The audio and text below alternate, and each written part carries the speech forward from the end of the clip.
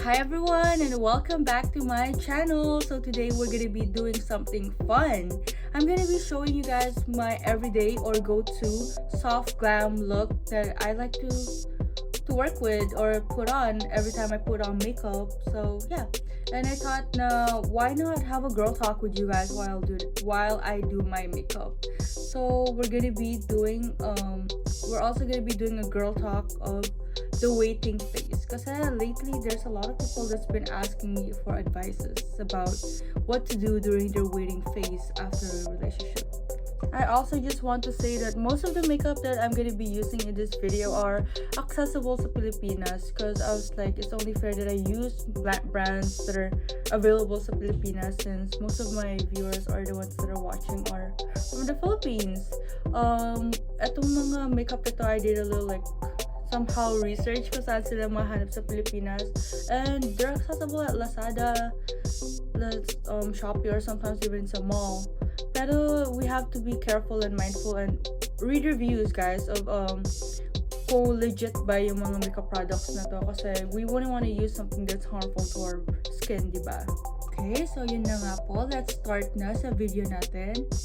Let's go! Oh, and shout out to my sister Jeng for this beautiful art sa likod ng mirror niya. Yeah, I have to do our film here upstairs kasi we have guests over, tsaka medyo malakas yung bus or maingay. So I wouldn't want that to be like a bother sa video, diba?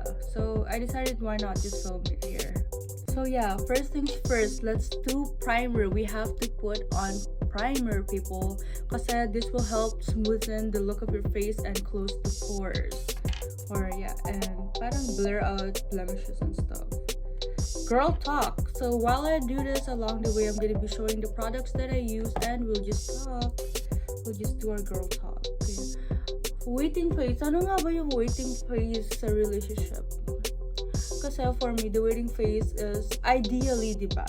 Ideally, kasi in a relationship, we have to allot ourselves 3 months daw to fully move on from a relationship. But you know what? That's not always true, girl. You have to remember that every person has their own phase. May iba-iba tayong process of coping, process of moving on. We all have different progress kung how long it takes us to move on, kasi di naman lahat ng sitwasyon pare-parehas. Kaya let's remember not to judge people who move on easily, kasi like what I said, kanya-kanya namang reasons or way for us to move on from a situation, diba? Or a heartbreak in this case. For me, the waiting phase is yung pagka na-accept mo na and na-realize mo na that relationship that you were looking at before is not gonna come back anymore. Although in this waiting phase, hindi naman laging ganun yung situation, kasi although we say na matagal ng months to, nangyari to, we are fully moved on. No, that's not the case, kasi the process of moving on takes a long time. And we have to respect ourselves for that. We cannot blame ourselves for that process. Next one we're gonna do is concealer. Kasi, ayun nga, like, iba-iba tayo ng coping mechanism, diba? Some people move on faster while some people takes longer to move on. Okay. Itong waiting phase na to is gonna have a lot of confusion, and trust me, girl, you will have that moment of parang backfall ba yun? Parang may moments that you will feel like you want to go back to what you left. Girl, don't. Do not go back to that situation. Kasi like what I told my friend, hey girl, itong waiting phase na to, kasi ito yung marami kang confusion pa. Di mo alam if you're gonna fully move on or if you're gonna be willing to move on to a next person or to a new person. You know what? Take your time with it. Ayun lang yung masasabi ko. This is the time for you to reflect kung ano talagang gusto mo mangyari. Pero sana while you do or while you are at that phase, you also realize na at some point there's a reason why you and that person broke up, why you and that person went your own separate ways, and you have to reflect onto that, you know. Kung yung sa tingin mo, you still cannot fully move on, and you and that person still wants to fix things, then go ahead. But you have to weigh it out. Kung worth it pa ba to fight for that person? while you're in that waiting phase. Kasi itong waiting phase, ito yung moment of realizations. Ito yung moment of realizing things and reflecting on things that has happened to you during the heartbreak. So, two things nga, like what I was telling my friend kanina, there's two things. Either you're gonna move on from that person and move forward na to see what else is out there for you, or go back to something that God took away from you. Parang inalis na nga ni God sa'yo yung tao na yun, tapos babalikan mo pa yung inalis na sa'yo ni God yung tao na yun for you to heal, to protect yourself, to regain yourself. Tapos ibabalik mo na naman yung sarili mo sa sitwasyon na makakasakit sa'yo, or parang that will trap you again. So why do that when there's other people, not even just hindi naman another guy, it doesn't have to necessarily be another guy, but there's other people or other things that you could do to help you grow, to see what's out there for you, to see what the world can offer you. Like, I know it's not easy. Talagang hindi na madali yung process na pagsasabi na you have to choose to stay away or move on from that person, because there's a lot of factors kung bakit ang hirap mag-move on from that person, Oh wait, the next one we're gonna do is foundation. So yeah, ito na kasama na dito yung panghihinayang, dito na yung mga sasabihin mo na sayang kasi mapinagsamahan namin and everything. But don't let that be your reason why you're gonna fall back down again. Kasi isipin mo na lang na yung mga bagay na yun, nangyari yun because you guys are parang meant to, like you're meant to go through that process because those memories are something that you and the other person should cherish together as a couple, Ayun yung mga reasons na parang you will have something to hold on to fight for your relationship. I'm pretty sure you do that, Pero if that person no longer values that those moments, those memories, those hardships that you both went through, why should you? Diba? Kung siya nga wala na siya pakialam sa mga ganung bagay, then why should you give the same effort, same thoughts, same emotions to those moments na hindi na nga pinangahalagaan ng other person, diba? You're just gonna be hurting yourself. It's not gonna be the same anymore. Alam mo yun.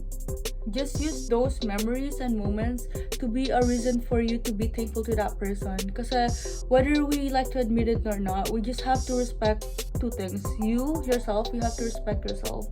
And you have to respect the other person, to not force them to stay in the relationship that they don't no longer want to be in. Kasi parang if you do, the two of you is just gonna be in the relationship just for the sake of being in the relationship, and that's gonna be toxic na, di ba? Parang may magsasabi na kaya lang naman ako nagstay sa relationship ito kasi gusto mo, because I felt bad for you because I didn't want to hurt you, ganun. So wala nang sense your relationship, diba?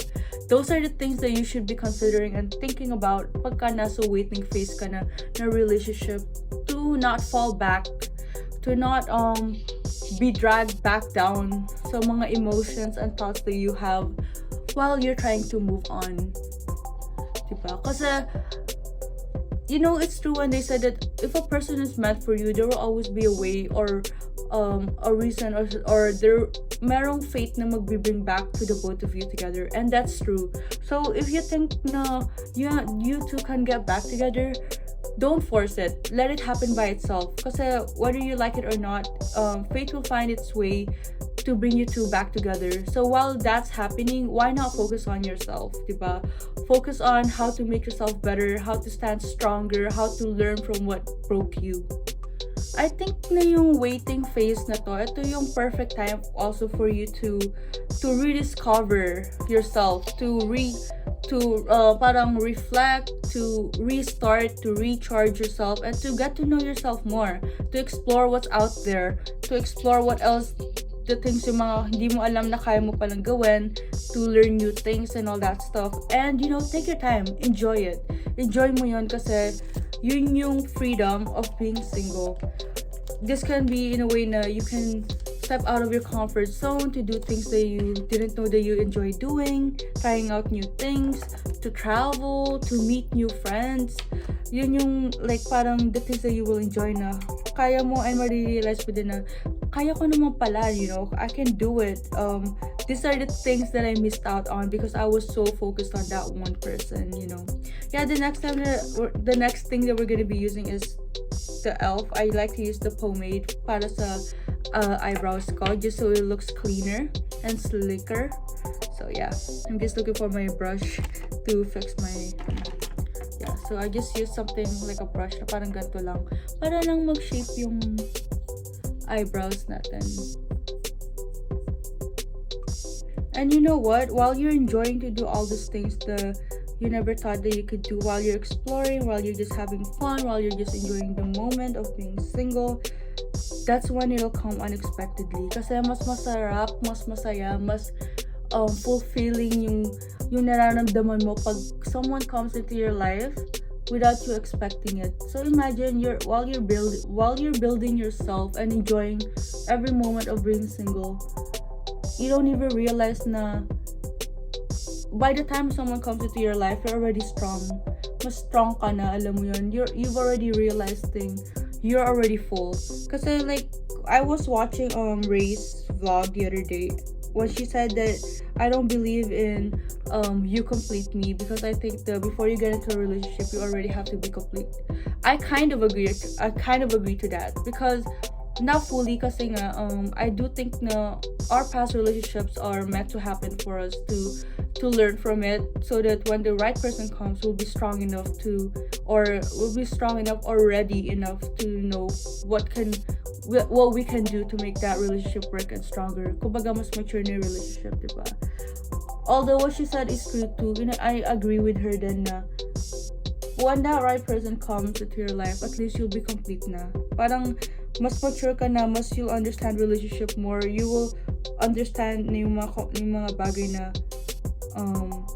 the both of you can work on together to make that relationship work, you know, in a way na mas hinog na ba? Yeah, mas hinog na, and mas, yun nga, like what I keep saying, mas mature na yung pag-iisip yung parehas in the relationship.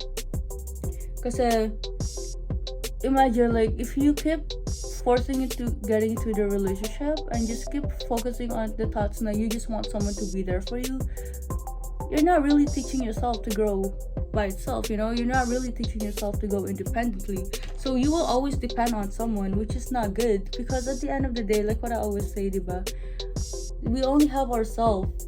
So it's hindi naman maganda na you will always live na depending on other people, because that's not the case. We're not always gonna live with another person that's gonna be in our life, diba?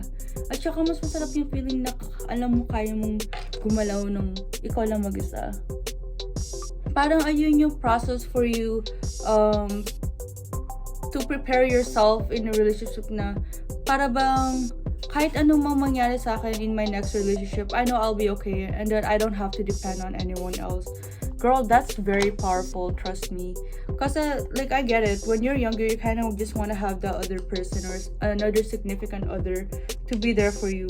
Pero, I mean, who doesn't, diba? Lahat naman ako, like, believe it or not, I'm very thankful that my boyfriend now is very, right now, I actually am just using my, finishing powder because I forgot my eyeshadow downstairs. But for my base eyeshadow look, I use something with the same or neutral shade of color na pang base lang para mas malinis lang tignan yung eyeshadow na gagamitin ko. But yeah, anyway, cause like what I was saying, I really appreciate na kasi tignan mo yan, you know, like I appreciate my boyfriend more now na no matter the effort that he does, although he does give a lot of effort into our relationship to make me feel, you know, to make me feel loved all the time and taken care of. That's the thing. When you realize your worth throughout the waiting phase, when you realize what you want for yourself, you will see the standard na you want for yourself, you know. And it's okay to higher your standard because you're the one that's gonna deal with that for the rest of your life. So why would you lower your standard into someone that you don't really want for you, you know? Parang niloloko mo lang yung sarili mo for you to adjust your standard for someone just because you want to be with that person. If it's not gonna work out and it doesn't meet your standard, don't change it. Look, like, just take the time and try to wait and look for someone else that's more worthy of you. alam mo yon, ikaw nga pinaghirapan mong i-build up yung sarili mo, tapos you're just gonna give it to anyone that's not really worthy of you. It's not worth it. You're the one that's gonna deal with it on the long run. Ano pa ba? How about meeting other people throughout this, or meeting different kinds of people throughout this waiting phase? That's normal. Wag tayo masyadong nagpapa-apekto sa mga taong judgerist. Mga taong they think they know everything. Girl, it's okay. Like, if you meet someone and you want to take the time to get to know that person, go ahead, take your time. Wait lang. Ito palang eyeshadow na gagamitin ko is from Strokes, and I'm obsessed with it. Yan, Strokes. And this is the combination na truffle dazzle. But yeah, what I was saying is that if you're gonna meet a lot of other people or guys during that exploring or waiting phase, don't feel guilty about that. There's nothing wrong with you meeting other people unless may naapektuhan or nasasaktan na ibang tao, or you get it, like if that guy is talking to someone else already and then they're talking to you, okay, that's wrong. That's already a red flag. That's another thing. Don't avoid red flags. Yeah, that's another thing. Don't avoid red flags. The guy's already showing you red flags for a reason. Don't ignore it.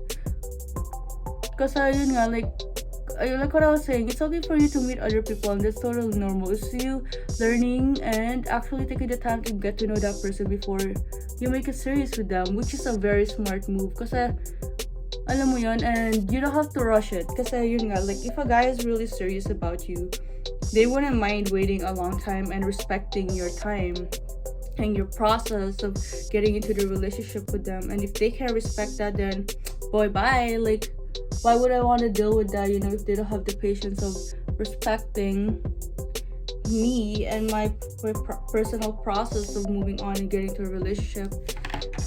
It means na, yun nga, like they're not respectful enough for your plans and your process. Ano daw? Ulit.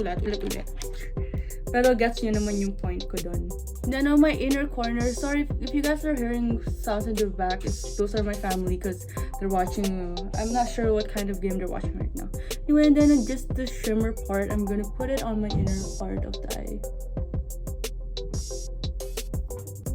I realized now, especially in the Philippines, that we're moving on and we're like talking to other people tend to be so judgy about the fact that you're talking to different guys, like while you're single. Like, what's wrong with that? You know, it's you taking the time to get to know the person that you're talking to.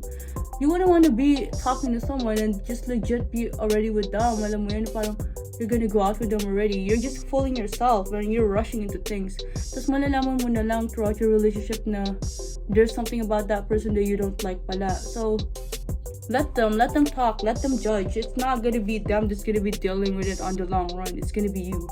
So trust yourself, trust the process, and yun nga, just be faithful to your instincts, you know. Parang if you're talking to someone and you're kind of feeling sketchy about them, it's okay to ask them. It's okay to get to know what the truth about them. There's nothing wrong with that, because you always have to think about the long run of how it's gonna be for you. Because like you already went through something in the past for you to learn from it, so avoid making the same mistakes. And you know what, I think nothing feels better than you finding someone or a person or another person that's willing to go through the time and the dedication and commitment na they will show the effort, yung parang paliligaw, you know, to get to know you. And they will not rush you, they will respect you, they will wait with you. Kasi at the same time, sila din naman, they're learning about you, which is good. It means na they're serious about you, na di naman sila basta-basta interesado sa'yo. They're really actually taking the time to get to know you. Parang ang sarap sa feeling na yung person na yun, they respect themselves enough to respect you too, diba? Parang ganun. The next one I'm gonna be using is the ELF for my eyeliner. So yun nga, parang yun, doon pa lang makikita mo na yung respect na that other person can offer you, you know. And then, well, kasi diba, like what I was saying, well, that waiting phase, That's when you get to relearn about yourself, do new things, explore more about yourself and stuff. Imagine if you have someone that's gonna be with you throughout this process. Yeah, hold on. Let's do my eyeliner real quick. I realized that I have to go pick up my sister Jean because her car wasn't starting this morning, so kailangan niya magpa-drop off. Let's just do my eyeliner real quick and then let's stop for a second and go get her. Then we're gonna be doing the curler. Sorry, my curler is really old. Yan, para lang may curl, you know. Tapos, let's do wear mascara. And the mascara I'm using is the Maybelline New York, the Sky High. It's worth it. Sobrang ang ganda ng pagka-bloom niya or yung outcome niya.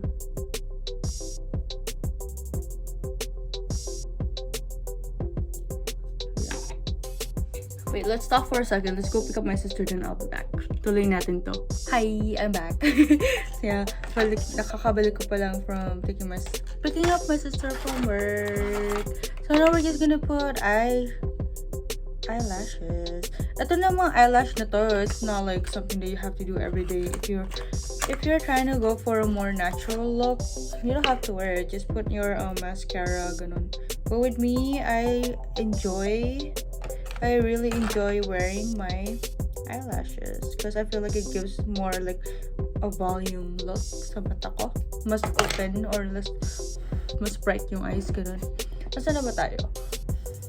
Yeah, it feels better when you know na when you get into a relationship, you're already ready at saka mas sigurado ka na sa tao na makakasama mo. Alam mo yun? Mas nag-work siya ng ganun kasi before you get into the relationship, marirealize mo na you're both, parehas kayong ready to dedicate, to commit, and to give your all in that relationship. And even if at the end of it, alam mo, sa dulo naman nun, pag ready ka na, pag buo ka na, no matter what happens, like knock on wood, you know, but you have to be realistic too. No matter what happens, you're gonna be okay. And that feels very powerful. Lagyan na natin yung eyelash natin.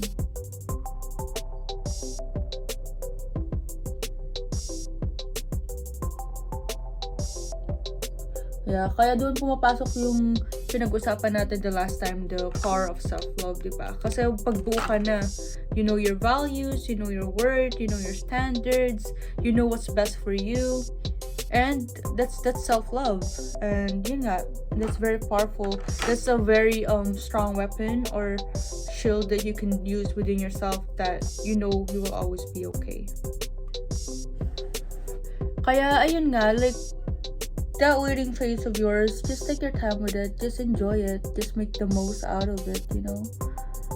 Because when the right person comes, you'll just thank yourself for being the strong person that you are, for taking the time to let yourself grow, for loving yourself. Kasi yung time na yun, parang yung jowa mo na yung sarili mo, diba? Like you're doing everything together with yourself, and nothing feels more fulfilling than that na before you dedicate yourself to someone else, you've already fully dedicated yourself to you, diba?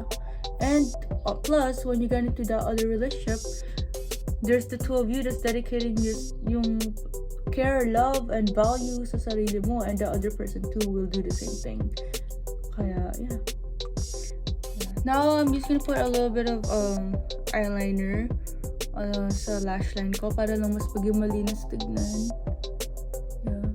Another question that was brought up to me or asked to me is that, sabi is, paano kung you're already in the process of moving on and talking to someone new, but you still have that thoughts of like your ex, parang nabobother ka pa rin sa thoughts na ex mo. You know what? Don't blame yourself for that. Kasi normal lang yun. Like, especially if you've been with that person for so long, you know. You won't help but still parang think about that person. It's totally normal. What matters or magiging hindi siya normal pag you let that get in the way of everything else. Get in the way of you giving the other person a chance. Kasi I feel like it's not fair naman, diba? Kung the new person that you're talking to is giving their all to you, binibigay na lahat sa'yo, para bang nagdasal ka kay Papa God na you want someone better, tapos no ngayon na may binigay siya sa'yo yung bago, parang nag-isip pang bumalik doon sa dati. Parang why would you do that, diba? Like God is already telling you that, hey, I'm having you meet this new person na mas deserving para sa'yo, na mas mag-aalaga sa'yo, mas magmamahal sa'yo. Tapos iisipin mo yung balikan yung dati, yung kung saan nasasaktan ka, like umiiyak ka lagi. Parang that's a slap sa sarili mo. You're gonna be slapping yourself. Parang you're gonna let yourself fall back in that trap or pain that you went through. Don't do that, you know. It's not gonna, yun nga, like what I was saying kanina, hindi siya worth it. So, yun nga, like, don't let that past haunt you or drag you back down to the point na you're gonna miss out on everything else that's meant to happen for you. Babalik ka na naman sa zero, you're gonna be back at one. Nag-effort ka pang umiyak, nag-effort ka pang magdrama, nag-effort ka pang magdasal. Diba? Now we're gonna be using yung next para sa contour naman to. I just like to use the darker shade just to put around. Just do like a heart. Wow, puso. Yeah, I don't put a lot kasi nga parang medyo natural naman tignan, sis, diba? Parang yun naman OA. Tapos ito, just use my brush to blend it.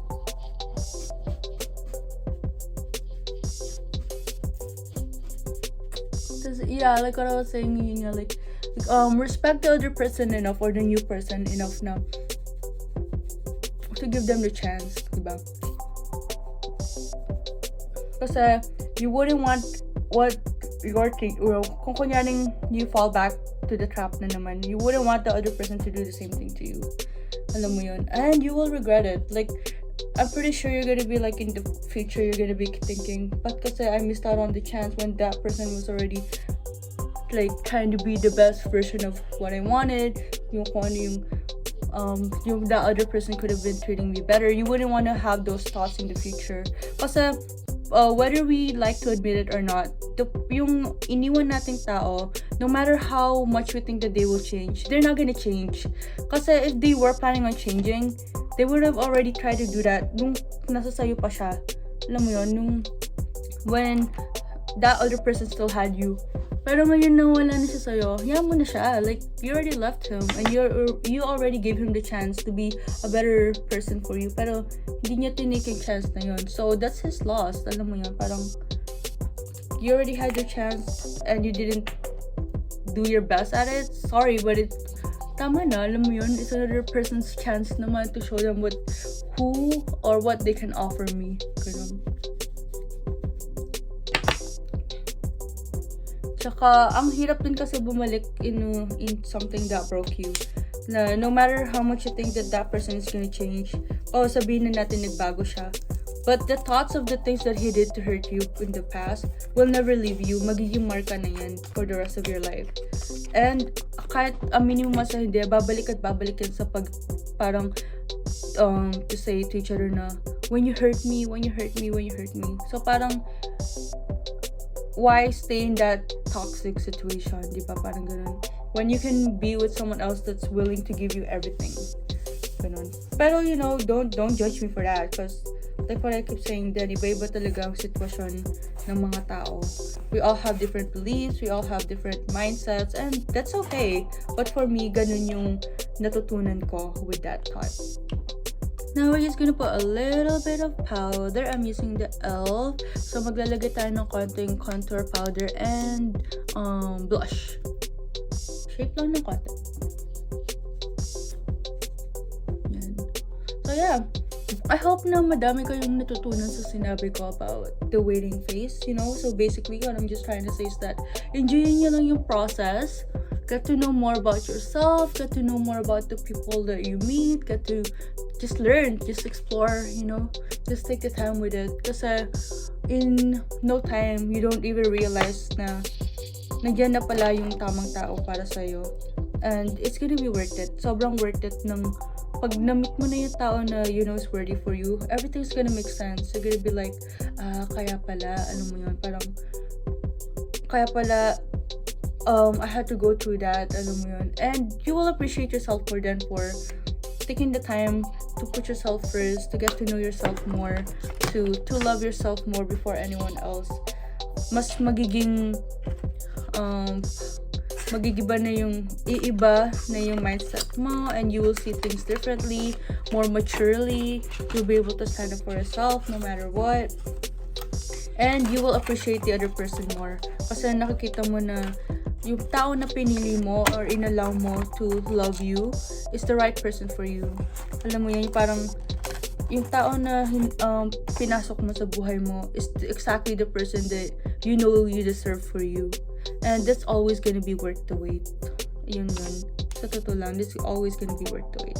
And then lastly, we're just gonna be doing, well, this is not the last step, but then we're just gonna be putting a little bit of contour lang. I mean, highlighter. Konti lang naman. Wag tayo pa OA sa highlighter kasi wag mo mukha tayong mag-OA na yun para naman tayong shining shimmering, you know. And ganyan lang, pasimple lang, pabebe lang ni shimmer. Yeah. And then lastly, we're just gonna be putting on some lipstick. Yung ginagamit ko and favorite ko is the Nudist from Sunny's Face. Favorite ko to, guys.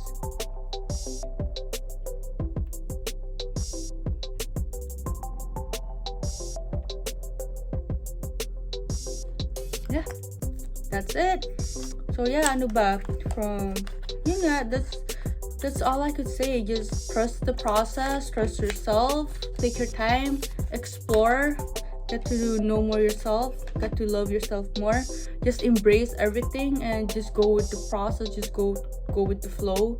Enjoyin nyo lang, and hopefully someday yun nga, ma-realize mo na everything happens for a reason and everything is gonna be worth it. I hope you guys enjoyed my makeup and girl talk video, and maybe we can do a different look next time. I just wanted to do a little close-up but to show the makeup look that we did today. Yeah, so don't be shy to invite some friends to watch more of our vlogs, so that hopefully maybe they can learn something from my videos too. Don't forget to subscribe, to like, to comment down below, please, and don't forget to be kind, to be humble, and to spread love. No goodbyes, just to see you later.